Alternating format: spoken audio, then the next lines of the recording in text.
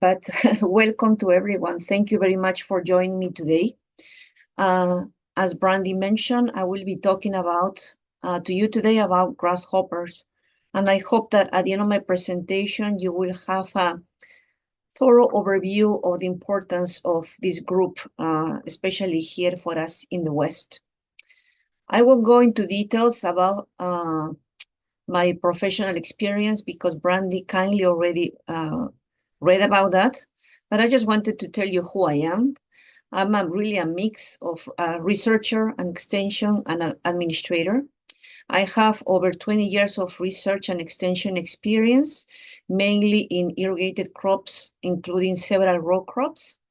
And I have been an administrator, first as the interim director, as you heard, of the Hermiston Ag Research and Extension Center, and now since 2022 as the director of the Oregon Integrated Pest Management Center.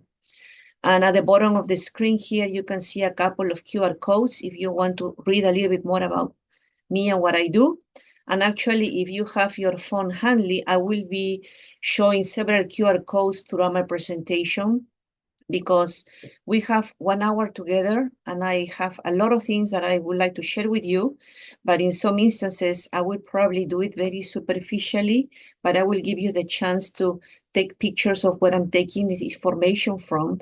And I am always available to chat with you if you need any extra information.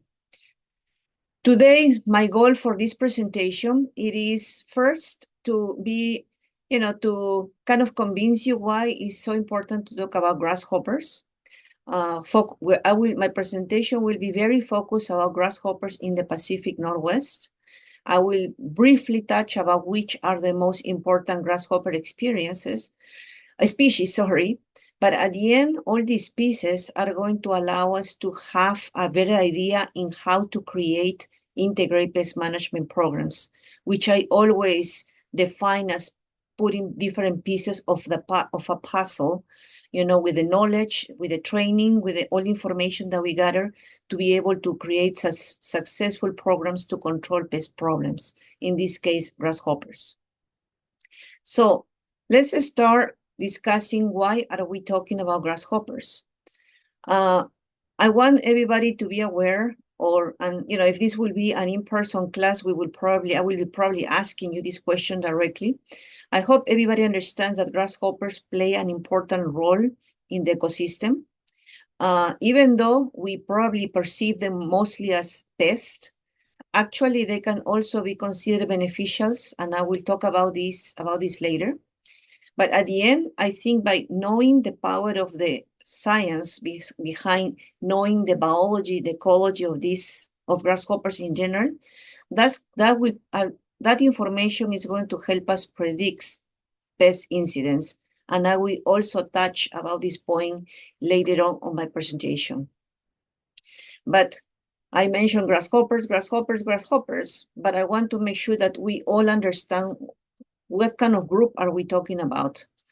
If I will ask you how would you identify a grasshopper, maybe you are going to tell me that the grasshoppers, they live on the ground, and maybe you can recognize them by those powerful third pair of legs, which allow them to hop, right? Maybe.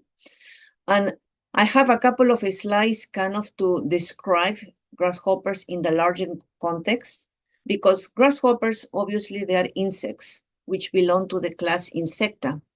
But the class Insecta is organized in different orders. And one of these orders is the order Orthoptera. Sometimes when you talk about grasshoppers, you will hear the term Orthoptera. And please don't be mad at me with the next terms I'm going to share with you, but this is just to give you a general picture of the different species that we have out there and where specifically grasshoppers come from. But this class Orthoptera is a very primitive group and is divided into two different subgroups. One that the name is not necessarily important, but one that are known as Ensiphera, and the other one group that is known as Caelifera. Again, please, you don't need to remember these names. However, it's very important, and I'm just making this graph bigger, that we know the difference between different groups within Orthoptera, because many times you probably have heard about Mormon crickets, mole crickets, cave crickets, and things like that. So those are related they're part of the Orthoptera group, but they're closely related to the group that we are talking about, which are grasshoppers. In other terms, and here on this slide, in a very simple way, you have the order Orthoptera, and you have these different groups, the Ensiphera, and I show you a picture here, one of those mole crickets. They can be recognized from the long antenna. On this group, we have crickets and katydids. On this group also, many of the species under this group, the males can sing, but actually that's modifications of the wings that they just rub and it produces a sound.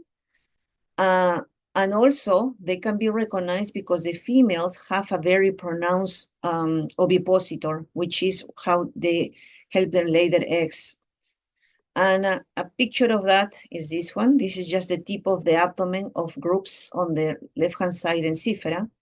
But from now on, the group that we're going to be focusing about are the other one, the ones with short antenna, and the ones that are known as grasshoppers, okay? So, summary, class Insecta, you have the order Orthoptera. There's two different groups, Ensiphera and Caelifera.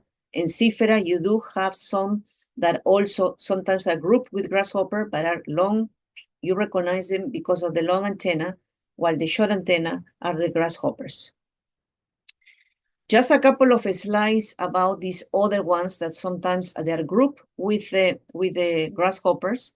And specifically, I'm showing this slide with a nice picture of Mormon crickets. The common name is the longhorn grasshoppers. You see, the confusion can come here.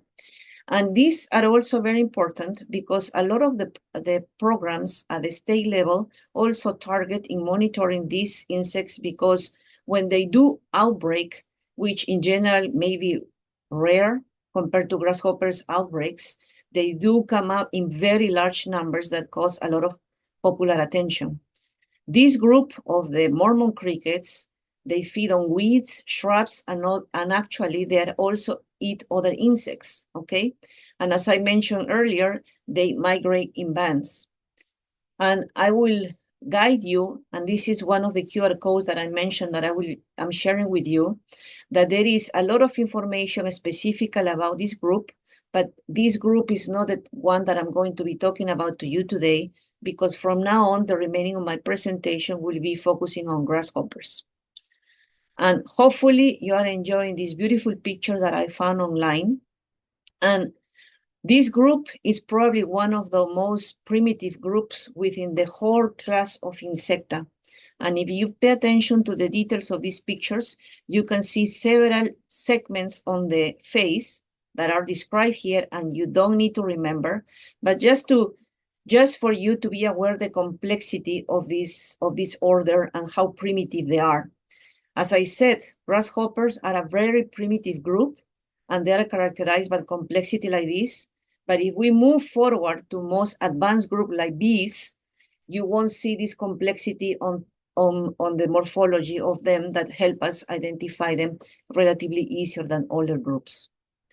So let's focus on grasshoppers and their role in the ecosystem.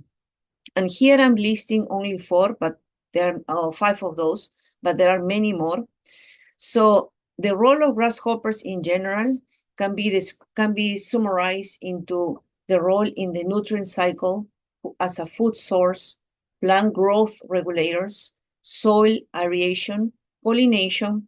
But of course, we cannot forget that despite all the potential benefits of these insects as part of the ecosystem, the excessive number of grasshopper populations can sometimes or many times lead to agricultural damage, as we will see on in the next slides.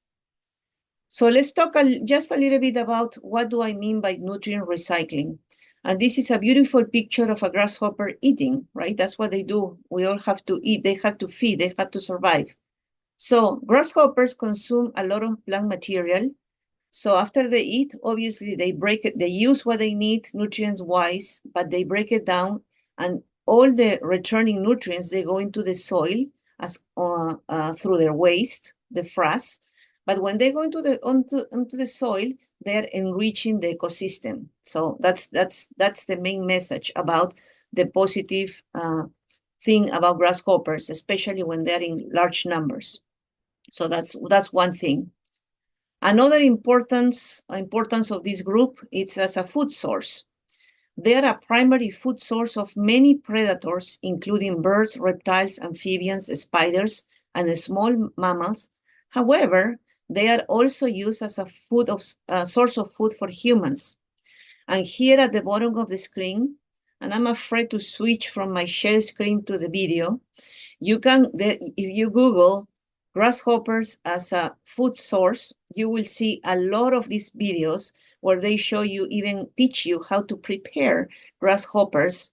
And this is especially very popular in countries in Asia. And hopefully you will have the chance to check those videos because they're really fun. You basically put some oil, you fry them, you can mix them with vegetables or things like that, and they're really high in protein. So it's a good source of nutrients for humans as well. But as I said before, they are also a good source of food for predators in general. This picture caught my attention, pretty cool picture of reptile eating a grasshopper here, on, as you can see on this slide. Also, another importance of grasshoppers on the landscape, they can also have an influence when they're feeding on plants, as you see on this picture here. They can control vegetation density, which it's almost like they are mowing your lawn or a crop. But of course, up to a certain point, when you see too many, they may be against of what your needs are. But the point here is that in many cases, when we're talking about open spaces, they can prevent the overgrowth and promote diversity in plant communities, which is something very positive. Another positive things about grasshopper is they contribute with the soil quality. You know, they're constantly moving. They're going into the soil, as I will explain to you later, which is part of the intrinsic biology. And when they do, they create spaces that they can create movement of air. They can create movement of water, making the soil more easily to handle. And this is another nice picture that I borrowed from my colleagues from University of California in a heavy infestation. But as you can see, the structure of the soil has been improved because of the presence of these insects. And another benefit of grasshopper that may not be that well known, it is the role also as a pollinator.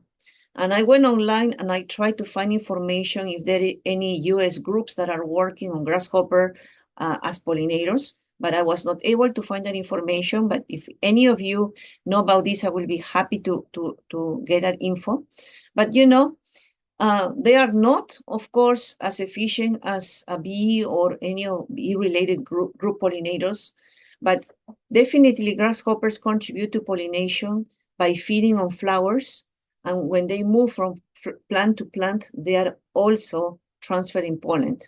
And I found a couple of nice publications that I read, one from Nature, but these are coming mainly from the National University of Singapore.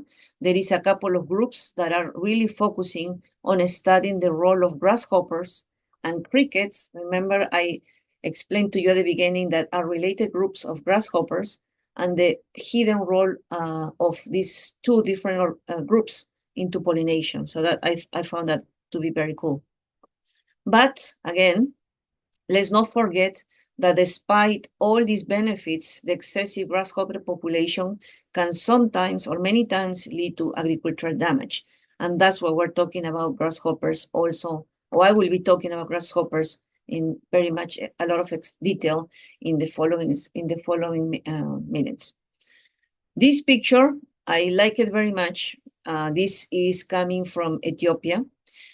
In places like Africa, Ethiopia is just one of the examples. These insects find the perfect conditions, environmental conditions to thrive and do outbreaks sometimes several times per year. But this picture here is not far from where we are. This was taken back in 2024 and in around Las Vegas area, Nevada, when they had experienced severe outbreaks of grasshoppers as well. So it doesn't matter where you are, if the conditions are right, and as we will learn about more about the biology of this insect, they can come up in big numbers that can cause a lot of issues for all of us on different aspects of our life. I'm in Oregon, so I'm going to focus a little bit of the information that from now on what I have seen here in Oregon. Based on the records, the last time we have an outbreak of grasshoppers in the state of Oregon was back in 2021, but the populations have been building up with a lot of the climate variation from much earlier than 2021. But 2021 was the worst outbreak in 50 years. In that year, more than 10 million acres of rangeland in more than 18 counties reported economic damage because of this group. I'm talking about grasshoppers in general, but so you know that there are more than 100 species that have been described. But out of all those 100 species, only 10 of those have been known to reach outbreak status in Oregon and in the Pacific Northwest. I borrowed this slide from my colleague from the Oregon Department of Ag, Todd Adams. He was kind enough to share with me this information that he compiled. And if you follow this chart here from the bottom back in 2005 and on the top until very recent 2024, they have been increasing their survey. Todd and his team every year is in charge of going and getting information about populations of grasshoppers, and they focus on trapping on males, adults, and I will show you a little bit of the technique later on in my presentation. The economic infestation level that they have established is more than 8 grasshoppers per square yard. And if you look at this number here on this column, the mean number pretty much has exceeded that threshold since basically 2005. So this is very powerful information that Todd and his group is providing to us for this presentation. And this is just one snapshot for the end of the season in 2024, where you can see in Oregon, and this is Eastern and Central Oregon, basically. If you look at the legend here on the left-hand side, it's color-coded. If you see gray dots, these are low. The number of grasshoppers per the square yard are below threshold, but anything that is yellow, orange, or red have exceeded that. And as you can see, pretty much it was pretty much spread out in the entire state back in 2024, which lead us to predicting 2025 as a year where we have to be really on top of our control methods for this group. Of course, when we have this information that really gets the attention of the press, and this is recent information that I collected from the Capital Press 2024, and this one just January 15, 2025, that every time that we have this kind of outbreaks, it really gets the attention of our, the large community, which is very important because groups like ODA or aphids do need a lot of resources to continue with this trapping program, which is very important for all our producers to be alert of what's the potential for the following year regarding these groups outbreaks. Going back to Oregon, and I know there's a lot of names, I just highlight the common names. There is common names and scientific names of the most important species. But what I want to show you on this slide is that the makeup of the most important grasshoppers in Oregon has changed, going from the 1980s with maybe 6 different common species. But in 2020, by the 2020s, we have added a couple more that always are reaching outbreaks numbers in all the counts that ODA is conducting. I think this may be a nicer slide compared to the previous one because ODA put together this beautiful flyer with pictures. But here, this flyer summarizes Out of those 10, the top 5, which is my understanding that ODA focuses the trapping efforts during the year. And with that, I want to, let me go back up here. So you may wonder, okay, for us, maybe grasshoppers, we just treat them as a group, and that's probably the case.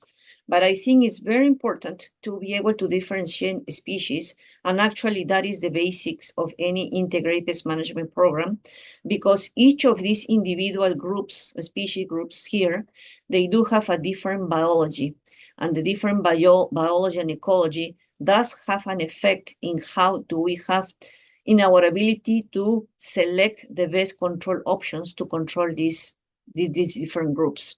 Okay, so just keep that in mind. And with that, actually, I am going to focus the remaining of my presentation using a single of those species from the previous slide as an example, where I will describe the biology and the ecology and all those important pieces that are important in putting together pest management programs. With that, I'm going to be talking, basing the description of the biology on this species here, Camnula pellucida. The common name is the clear-winged grasshopper, and for many years has been one of the most the grasshopper species that we see in higher numbers. If you look at the map here on the right-hand side, all the blue portion here, you see the distribution of this species. These are relatively medium size, and they change colors. Depending of the phase they are, and you will understand what I mean by phase on the next slides. The life cycle, they have an incomplete metamorphosis. They lay their eggs, and the eggs are laid in pots. And if you see this picture here on the top left of your screen, they cover them with soil, and those goes on the ground at different levels of the soil surface. They have 5 different instars or immature stages, 1, 2, 3, 4, and 5, which of course, based on my diagram here, the difference is the size. But as you can see, the coloration can be also different. But also another different of these different instars is on the development of the wings. And the wings on this one, on third instar, are more noticeable compared to, of course, the adults that they have full developing of wings. And there are differences in the coloration between males, which you have here on the bottom of your screen, and the females here. So these are just general aspects for a single species of grasshopper, as I explained before. And this is another way to see the previous slide into how all those different stages mesh with the landscape. Here you have the egg pods that they are laid on the ground, as I mentioned. As soon as they emerge, the immature stages start crawling up on the ground. And, once they have the ability to have full wings, and when they're overcrowded in a food source, they are going to fly into conquer other different areas where they can assure that the progeny will have enough food to eat. And here at the bottom, you see a female laying those eggs on the ground. I love this picture. I use it pretty much in several presentations about grasshoppers. So what do they eat? In general, this species, and also others, they feed mainly on grasses. That's the preferred food source: wheat grass, canary grass, barley, wheat, or related. But they also feed on fescue, bluegrasses, brooms, and anything on their way, sometimes when the numbers are really high. It's really interesting because really, it's like any of us that we prefer I prefer steak compared to fish or I don't know, things of that nature. They have the same choice. They have a preference for certain type of grasses compared to others, but always the selection is based on evaluating the nutritional value of the crop, and that has to do with the intrinsic insect physiology. And this is very important, especially this ability for the females to be able to select where to land when they are migrating, to assure that the progeny will have enough quality food for them to survive. What about the biology? They are extremely proliferous. They can lay more than 3 to 10 egg pods per square. Forget about the K here, sorry. They, once there are way too many in a given area and the wings are fully developed, they are kind of forced to fly, so they migrate. The nymphs, obviously, because they don't have fully developed wings, they stay put, but the adults are the ones that can fly and migrate. And according to the literature, sometimes they can fly over more than 100 yards. But in other cases, especially depending on the species, that can be much more distance of the flying ability. When they start the egg laying, when the egg laying time comes, pretty much the migration stops. You see all these moving and they stop. That means that migration starts. And as I say, females are the ones that have this keen ability to find those areas where they should start laying eggs, as you see this beautiful picture on the right-hand side. And when the females finish their business of laying eggs, they move looking for food to survive, while the males stay around where the females lay their eggs to attend to those egg pods on the ground. This slide presents, I'm hoping I'm going slow enough that everybody can follow me. I found this slide, and especially the picture on the right-hand side, particularly beautiful. You can see at the bottom of the picture where I took it from. It's a beautiful art. But here on the left, you can see some key information about specific details about when females start laying eggs, when those eggs start hatching, and how long does it take for those eggs to hatch and come out from the soil.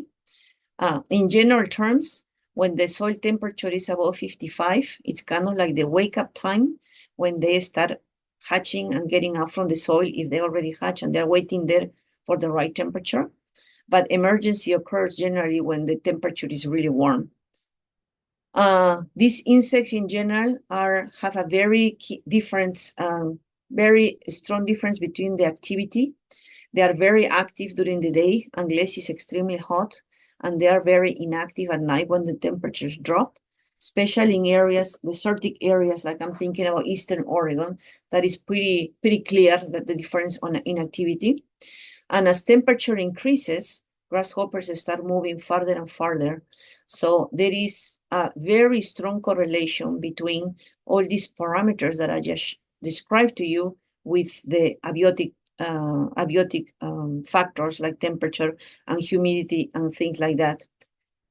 They also have a threshold, meaning that if they have an ideal threshold when they start moving, when they start doing their activities, but if the temperature goes above that threshold, they basically stop and they start climbing into the plants because the ground may be too hot. And that's when you see them particularly, look at this picture here at the bottom, when they go directly into the foliage or fruits, like in this case, corn, because they are trying to avoid those hot temperatures. What I described in the last 2 or 3 slides is kind of like a summary on this table.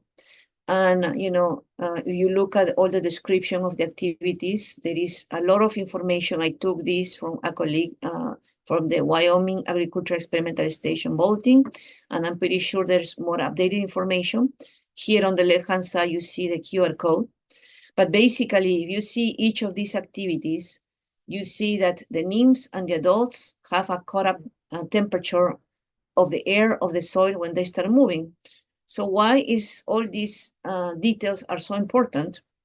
Because of our ability to choose what are the best, when is the best time to control them. And for that, what we need is decision support tools. And I'm just showing the one that comes from the Oregon IPM Center. Here, again, on the corner, you have a QR code of how to get to this page.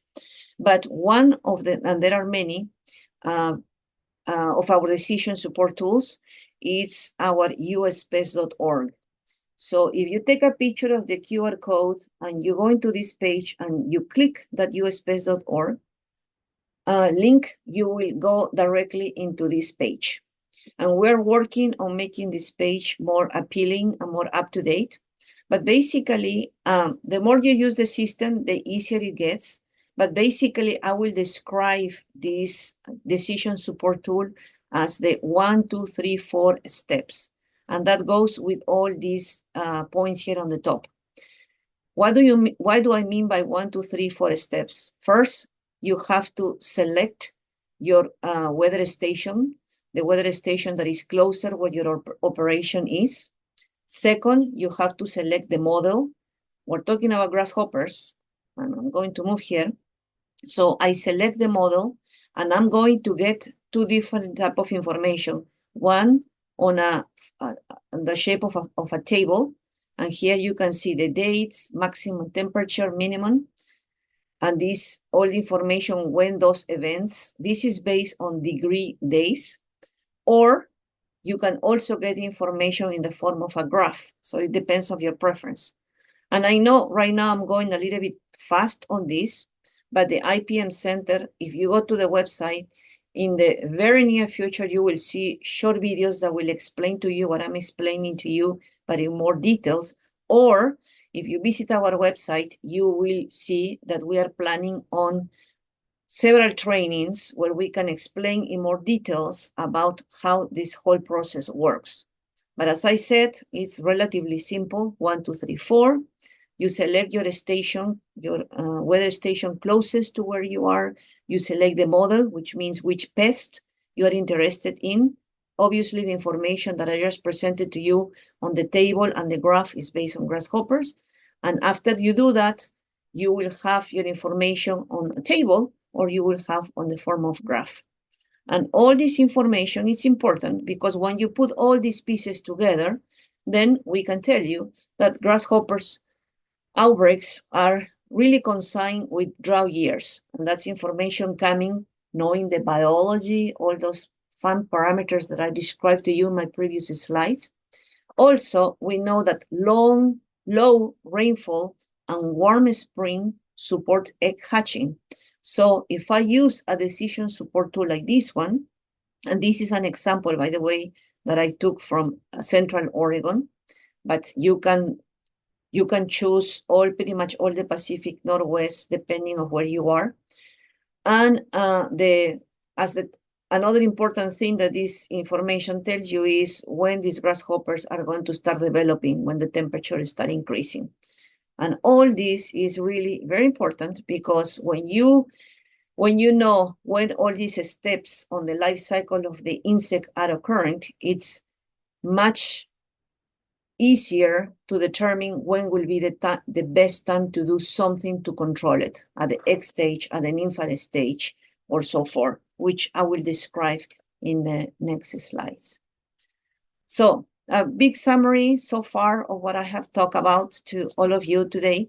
It's first, hopefully you are convinced that the grasshoppers have a very important role in the ecosystem, right? We talk about the basic of the biology and ecology using a single species as an example. And all this is really the beginning to start talking about integrated pest management and control options, okay? I see several comments in the chat, but as I understand, we will be addressing questions at the very end. So, integrated pest management, or IPM. So there is a lot of text on this slide, but please focus on that highlighted and bold sections. Basically, IPM are all these strategies that help us prevent and suppress with a minimum impact in our human health and environment. And really the basic of IPM programs start with surveys and monitoring to make sure if we have a problem or not. And once we go with that and we have the knowledge of the pests that we want to control, we have in front of us several tactics that we can use to first keep the numbers low, because I think it's very unrealistic to think that we will completely eliminate a pest problem, especially when it's well established like grasshoppers are. But always keep in mind that all these tactics are meant to be to prevent and suppress pest problems. So IPM programs, how do we start? I said first, scouting, right? But let me go first to this one, knowing your pests. And I spend 15 minutes talking to you about different aspects of the biology and ecology of grasshoppers, right? Using a single example. You have to know your landscape. I mean, I know there's a lot of people coming from different parts of the in the region, right? So you have to know your landscape and what's at stake of in the way of grasshopper control and what's important, why it's so important to control this pest. So as I said before, first I talk about knowing the pest, but also you have to make sure that you have a very strong survey or monitoring program to determine if you really do have a problem or not. And I put this slide, hopefully it's helpful for you, because you sometimes maybe hear about scouting, sampling, and monitoring, and actually all of them are different. If you are scouting, you are looking for early signs of pests. It's like if I'm driving with my pickup around my fields and I am observing where I see some damage, maybe caused by grasshopper. I'm just scouting. But then when I identify some areas that I'm worried about, then I exit my truck, I go and I start sampling, right? That's an actual physical collection of sampling. I collect them, I bring them to the lab, or I ask my extension agent for help to identify if I'm not sure if what I think it is. But the monitoring concept is more complete because it's basically the scouting plus sampling, where you are really making a plan of tracking the severity of your infestation over time. Okay, you go and you start going every week or every 2 weeks, depending on whatever plan you want to set in place. And that gives you a lot of very good information. So how do we recommend to survey? And the general survey that is done, at least in Oregon, and I'm sure in the other states is something similar. And in our case, is run by APHIS and also by ODA, Oregon Department of Ag. It is to focus on nymphal survey and also adult survey. And the time frame is different. The nymphal survey, at least in Oregon, starts in the month of May until June. Adults start in July through August. And the nymphal survey is very important because it really confirms predictions from the previous years, okay? And it also helps you locate where are those sites where potentially you will have outbreaks. Hopefully you remember the graph that I showed you from ODA and all those red dots and yellow dots, which are the points where we had to pay attention. And the adult survey, as I said, from July to August, are important for collecting information to make predictions for the next year. Okay, hopefully you see how all those pieces get to we're putting all together all these different pieces. If you want more details about survey, please let me know. Happy to share with you more details. There was much more that I could have said but I want to go through my pest management super high and suggestions for control. Cultural controls is defined as the prevention of pest problems that keeping plant health. So even when you start with selecting plants, I don't think, depending on the crop, probably there are not plants that are resistant to grasshopper infestations, right? But there are some suggestions when possible, like this one here, and this is a prevention one, like to eliminate weedy areas by tillage, herbicides, soft forming, and things of that nature. Crop rotation. Remember that the grasshoppers in general prefers grassy or wheat or oats or things like that. So other crops may not be as attractive as the ones as I listed before. That's one of the possibilities, cultural control. Physical control is defined as the blocking, removing, or trapping the pest. And I'm going to give you a couple of examples. And again, this is super general. Depending on where you are, depending on your target crop, we can help you design specifics about those.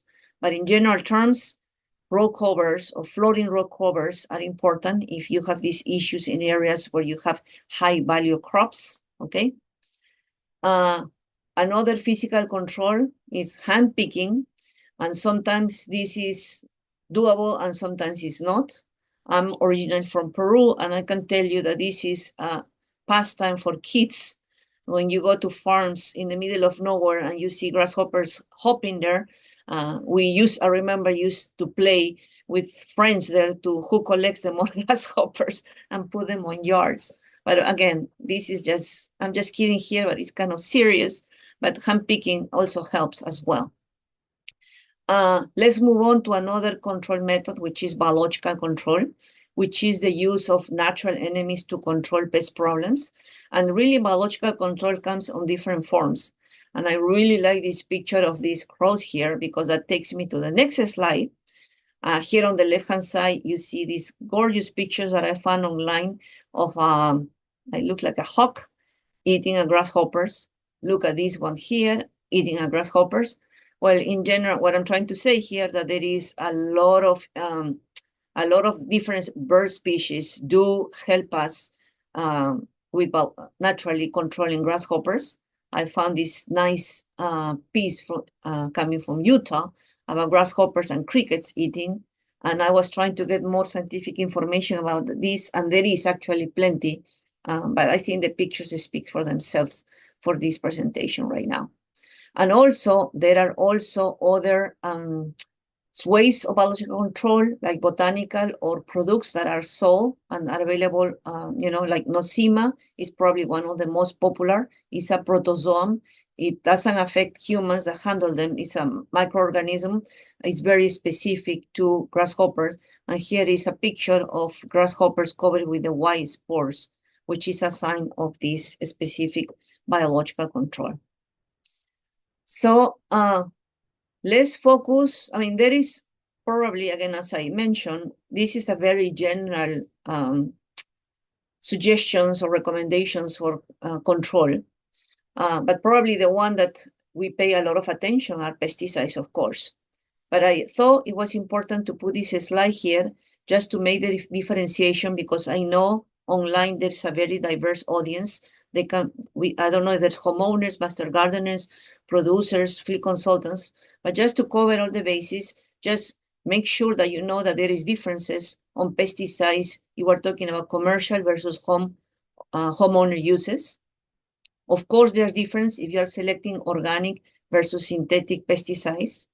There is, of course, difference between broad spectrum, narrow spectrum, contact versus systemic, and if you are using pesticides to eradicate versus preventive, okay? So all this is very general, and this has to be tailored depending, again, to your specific conditions. But focusing on grasshoppers and chemical control specific, just a few slides to kind of give you a little bit of the history about how this program started. Actually, this is a very old program. This is a slide that I borrowed from a colleague that is now retired from APHIS, Gary Brown. I don't know if some of you may remember Gary. He and I organized grasshoppers workshops back in the early 2000s, long time ago. But anyways, back in 1934, the Congress charged USDA with the suppression of grasshoppers outbreak. And there's a section that directly APHIS to focus on grasshoppers and Mormon cricket controls. And this that comes from federal, state, and involves a lot of parties here. I love this slide also provided by Gary Brown, because it just walks us through how much we have moved from the early 1870s. This slide says 1870s to 1930s, when they were using old devices. Look at this beautiful picture. This is the best we can scan this black and white picture. And hopefully you can see here at the bottom a mass of grasshoppers here. So this is then the earliest, using some special equipment specifically for grasshoppers. Regarding chemicals specific, and of course we don't do this anymore, but look at this picture that we found on the history book of chemical use applying arsenics in the 1930s. Then we moved to the 60s to the 90s using different organophosphates and carbamates. And on the right-hand side, you see a few of the pesticides that were used during that time. But this is where we are today, with full integrated pest management programs. And as I said, starting with knowing the pest problem, getting surveys, data, using decision support tools, knowing what are the tools that are available to control pests, including pesticides. One of the most popular that have been used by aphids and ODA, it is one known as RAT, R-A-A-T-S, which stands for Reduce Agent and Area Treatment. And for many years, this product here on the top right corner was the product of choice. But this basically was a system that was very popular. There is a lot of information about this that basically was focusing on treating sections or hot spot treatments rather than making massive applications in the entire area. And obviously, one of the reasons why this is so important, it is to reduce the possibility of pesticide resistance of grasshoppers, which has happened in the history of this. This slide just to show you some of the different current chemicals that are available to use. Again, a lot of the programs are run by departments like the Oregon Department of Ag.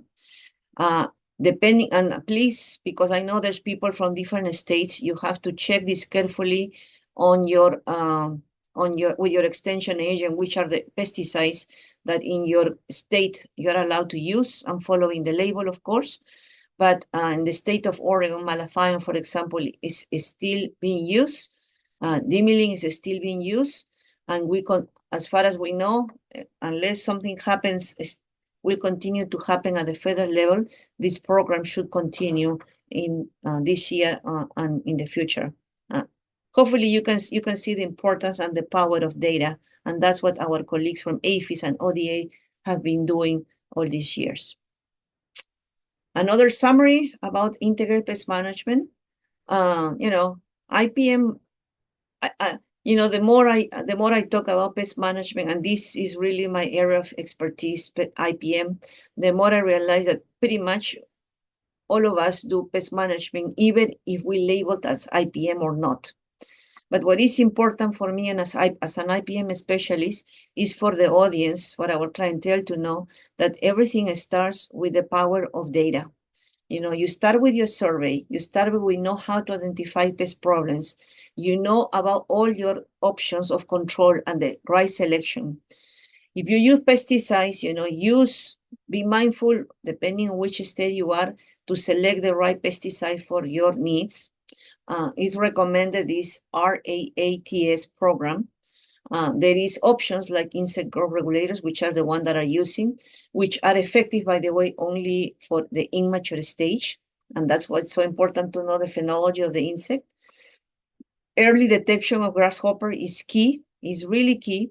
It's much easier to control populations when they are still developing than trying to control pest populations of grasshoppers, in this case, when there are way too many that no matter what you use, no matter how often, depending on the pesticide you use, that won't control it. And, I think all these things that I just mentioned are very important for all of you to keep hearing from me and from others over and over again, so we can keep all the tools that we have for the longest, because we don't want to create pesticide resistant issues. With that, I am almost at the end of my presentation, but I wanted to finish with a few things. One of them, I talked to you about grasshoppers in 50 minutes, basically, but there is so much more information that I could have shared.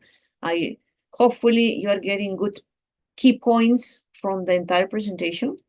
But if you are interested, our group is developing a series of workshops specifically about grasshoppers.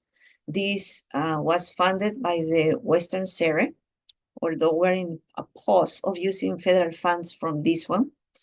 The presenters are from OSU, it's a list including myself, and also from ODA. And on this slide, if you want to take the time to take a picture, on the right-hand side, there is a flyer of those 2025 grasshopper workshops that the Oregon IPM is organizing. The first one is coming up May 13, 14 in Klamath Falls, but there are 3 different options in Madras, the Tri-City area, and Parma. I encourage people that are interested in knowing more about this specific group Basically, you will hear in much more detail all what I just shared with you in 50 minutes from different experts. Our workshop is 1 day and a half. We have a maximum capacity of 20 people because it's going to be hands-on, which means that we're going to provide some material for collecting, putting your collections together, use of microscope and things of that nature. The decision support tool, usspace.org. Also, we will run a program session about that with everybody having an iPad or a computer and running that. There is a registration fee. So hopefully I let you enough time to take a picture of that. And this is my disclaimer because I use most of the pictures are ours, but there's several that I also took online. And sometimes I do forget to put the acknowledge, but this is just for education purposes. This is me, that QR code.